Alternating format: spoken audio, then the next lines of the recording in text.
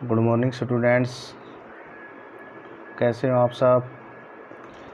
Welcome to VIP online school class third to English. आज का हमारा चैप्टर है प्रोनाउन का।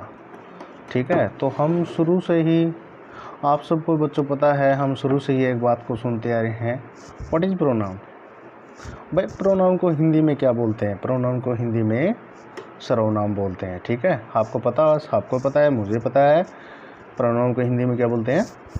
सर्वनाम। तो अब हम इसकी इंग्लिश में डेफिनेशन देखेंगे। What is pronoun? प्रोनाउन क्या होता है? Pronoun is a word that used in place of a noun. तो क्या मतलब हो गया? सर्वनाम एक ऐसा शब्द है जो संज्ञा के स्थान पर प्रयोग किया जाता है। ठीक है, अब इसमें क्या था? A pronoun is a word that used in place of a noun. समझे क्या? सर्वनाम एक ऐसा शब्द जो संज्ञा के स्थान पर प्रयोग किया जाता है। ठीक है, अब हम आगे इसके पार्ट देखेंगे। सबसे पहले होता है इसका पर्सनल प्रोनाउन। पर्सनल प्रोनाउन क्या होता है? व्यक्तिगत सर्वनाम, जिसमें क्या जो वाक्य I, we, you, he, she, it और दैट से अगर कोई भी सेंटेंस शुरू होता है तो किस में आता है? वो पर्सनल प्रोनाउन। जैसे मैंने आपको लिख दिया, आई राइट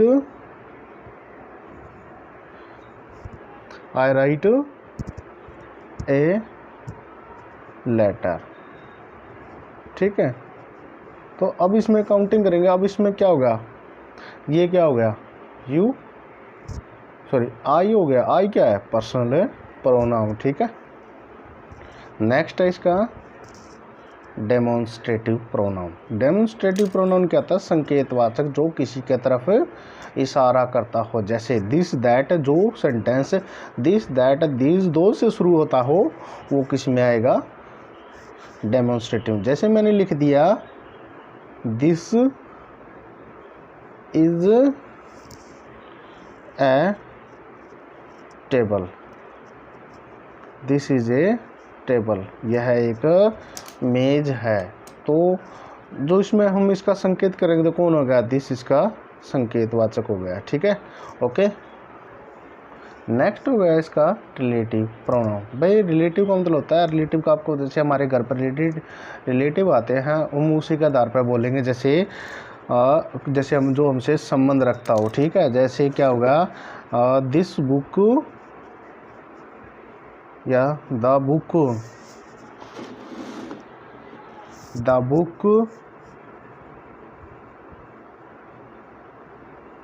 दैट। जो बीच में अक्सर आएगा, ये आपको पता है, मुझे पता है। अगर इस टाइप का कोई बीच में आता है तो वर्ड वो किस में होगा?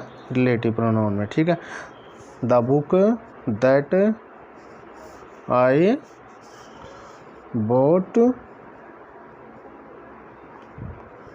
The book that I bought in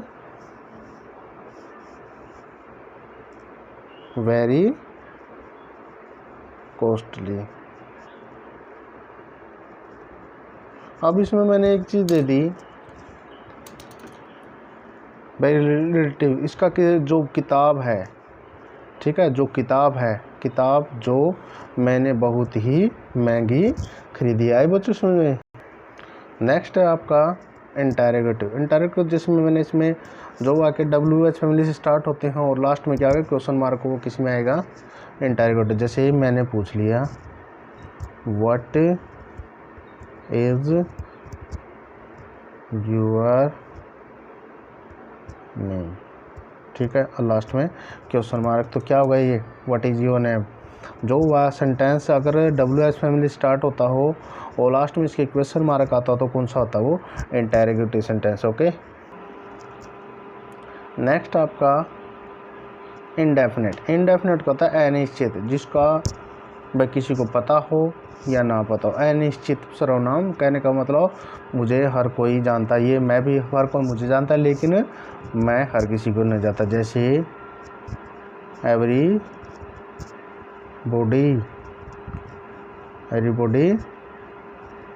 knows me. ठीक है, हर कोई मुझे जानता है। तो इसमें इंडेफिनेट कौन सा आ गया? एवरीबॉडी। ओके, आगे का सुनिए।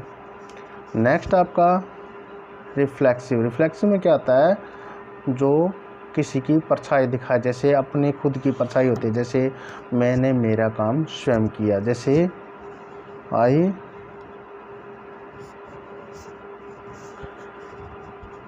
Had done my self work.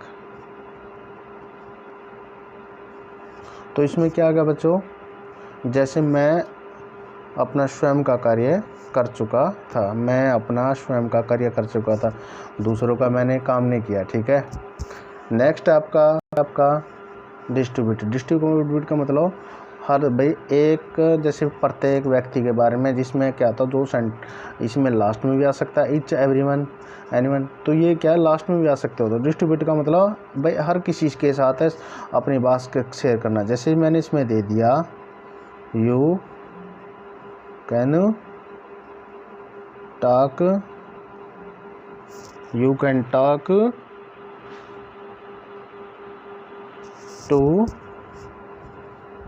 Talk, जैसे कई लड़कों से बात करना है, you can talk etch boy.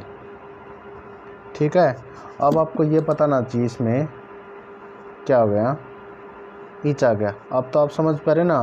तो नेक्स्ट आपका रेसिप्रोकल। रेसिप्रोकल होता है भाई एक दूसरे के साथ जो संबंध दर्शाए वो, जैसे ईच अदर वन अनदर। आपने जैसे भी पहले कहानी भी सुनी थी, once there was a king he had 4 sons they quarrelled one another. तो क्या होता है भाई, वे आपस में जिस तरह एक दूसरे के साथ लड़ते हैं ना, तो वो क्या है भाई उनका आपसी संबंध होगा। जैसे भी एक परिवार होगा, कौन आपस में लड़ता तो अच्छा नहीं लगता, तो बच्चों उसके बारे में बताया है। तो क्या लिखेंगे, जैसे हमने बोल दिया, अब हमने ये बोल दिया इंडियन आर्मी शुड नॉट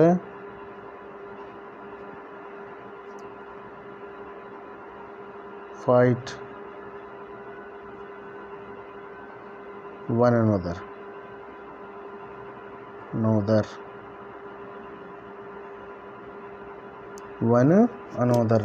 अब इसमें ये बात बोल दी भाई भारतीय सेना को आपस में कभी भी लड़ना ना चाहिए। तो बच्चों आज का हमारा वीडियो कैसा लगा आपको, अगर आपको अच्छा लगा तो आप इसको लाइक कीजिए, सब्सक्राइब कीजिए और दबा के अपने ग्रुपों में शेयर कीजिए। धन्यवाद।